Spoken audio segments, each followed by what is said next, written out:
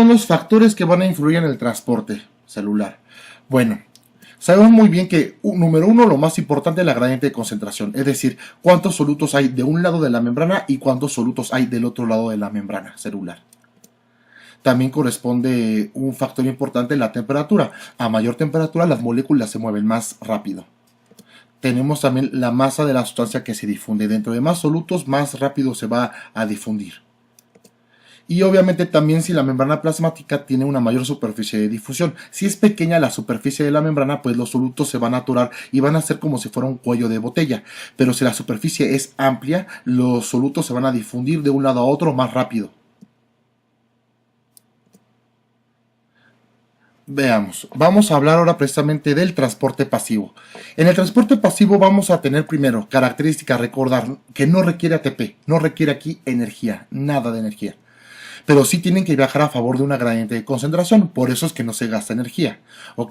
¿Qué es eso? Recordar, viajar a favor de una gradiente de concentración es cuando hay muchos solutos de un lado y del otro hay poco, aquí se puede trasladar rápidamente estos solutos y como están viajando a favor de una gradiente, aquí no hay energía, ¿ok? Y aquí, adelantándome, los dos tipos de transporte más importantes dentro del transporte pasivo es la difusión simple y la difusión facilitada, que más adelante vamos a hablar. Aquí vamos a incluir también a la ósmosis. Y del otro lado tenemos el transporte activo, donde uno requiere de ATP y además viajan en contra de una gradiente de concentración. Es decir, que si queremos de hecho que viajen de una zona de menor concentración a una zona de mayor concentración, aquí necesitamos empujar más al soluto, por lo tanto, ¿qué pasa? Necesitamos ATP o energía. Hablando de la clasificación del tipo de transporte, ya habíamos comentado, tenemos dos, el pasivo y precisamente tenemos también al activo, ¿ok? Dentro del transporte pasivo tenemos a la difusión simple, tenemos a la difusión facilitada y te había comentado que también tenemos a la ósmosis. Nada más aquí, la ósmosis es hablar del transporte de agua. No es hablar de solutos como en la difusión simple o en la difusión facilitada. La ósmosis involucra el movimiento de agua a través de una membrana, ¿ok? Y aquí, como también las características que cumple, también favorece una gradiente de concentración el movimiento de agua. Ahora, tenemos al transporte activo. El transporte activo tenemos a las bombas, también a la endocitosis, que aquí podemos tener dos ejemplos claros como la fagocitosis y la pinocitosis, y por último la exocitosis. En el transporte pasivo vamos a hablar sobre la difusión simple. Número 1. ¿Qué es difusión simple? Es el transporte de solutos a través de la doble capa, pero aquí hay una característica importante. Lo hace la difusión simple, la difusión simple se realiza a través de poros o a través de canales, es decir, entre las uniones de los fosfolípidos, donde los solutos son moléculas muy pequeñas que pueden pasar a través de la membrana. Aquí vamos a ver el concepto real. La difusión simple se define como desplazamiento de partículas desde una zona de mayor concentración a otra de menor concentración sin gasto de energía. Aquí, ¿quiénes van a pasar a través de esta membrana? Los gases apolares, ¿ok? Por ejemplo, el hidrógeno, el oxígeno, también los ácidos grasos pasan a través de difusión simple, esteroides y las vitaminas liposolubles, que para que te aprendas cuáles son esas vitaminas, hay una mnemotecnia que dice, con las grasas liposolubles te quedas, ¿ok?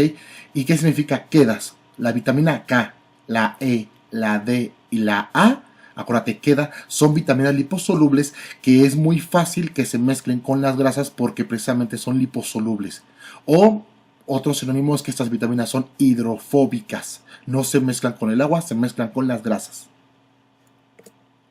Aquí tenemos ejemplos de difusión simple B. Había comentado gases apolares como el nitrógeno, el CO2, el oxígeno y podemos, como molécula pequeña aunque no es gas, el agua. También van a pasar a través de difusión simple el glicerol, la urea, ácidos grasos y los esteroides, y recordar las vitaminas liposolubles. Por ejemplo, algunos iones, glucosa, aminoácidos o nucleótidos no van a pasar a través de estos poros, sino necesitan otro tipo de transporte, ¿ok? Bien, en el mismo rubro, transporte pasivo. Ahora vamos a hablar de la difusión facilitada. ¿Cuál es la diferencia? Una pequeña con la difusión simple. Número 1. El transporte de solutos es a través de canales. ¿sale? Tales como canales iónicos o transportadores. Pero de hecho, aquí la gran diferencia es que en la difusión facilitada el transportador tiene que ser específico para esa sustancia, ¿ok?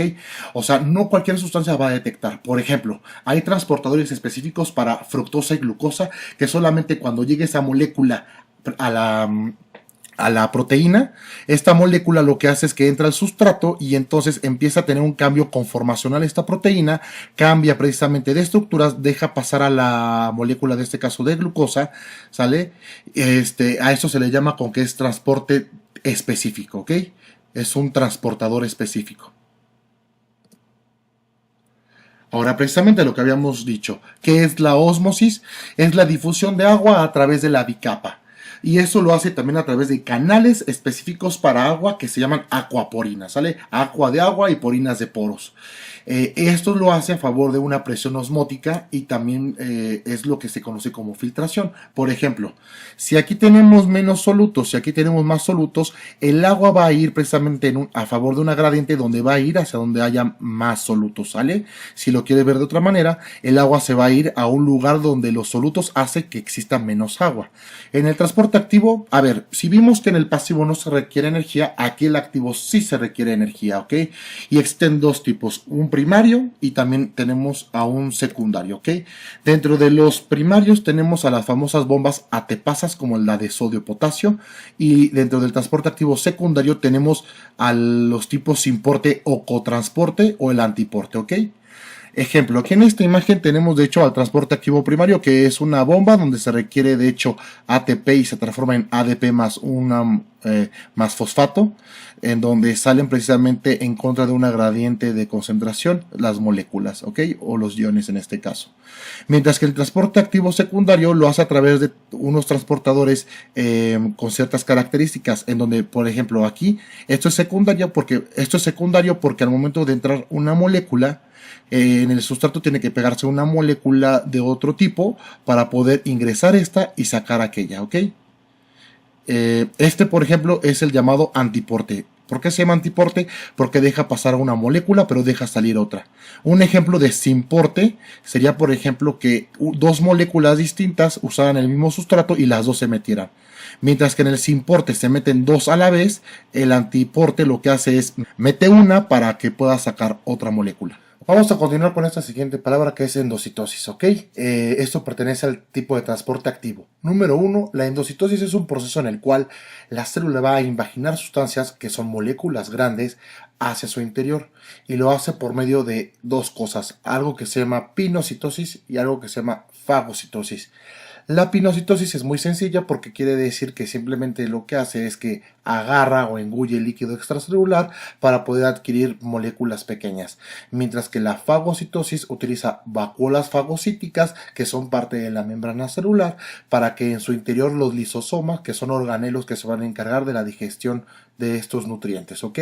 De hecho, en la parte de abajo podemos ver los tres tipos de endocitosis con más detalle. Tenemos la fagocitosis, que de hecho tenemos aquí la membrana celular, la cual forma pseudópodos que invaginan a una partícula sólida. Esto al momento de ingresarlo ya se llama endosoma o vacuola fagocítica y ahí es donde se le van a pegar los lisosomas para la digestión de esta partícula sólida. Después tenemos a la endocitosis mediada por receptores, que es casi lo mismo, nada más que aquí los receptores van a detectar la molécula que le interesa a la célula, igual forma una vesícula, una vacuola o un endosoma y después se le pegan los lisosomas para poder digerir lo que se encuentra en el interior de esta vesícula. Y por último, la pinocitosis lo único que hace es forma vesículas o vacuolas, las cuales van a encerrar líquido extracelular y va a encerrar pequeñas moléculas para su interés.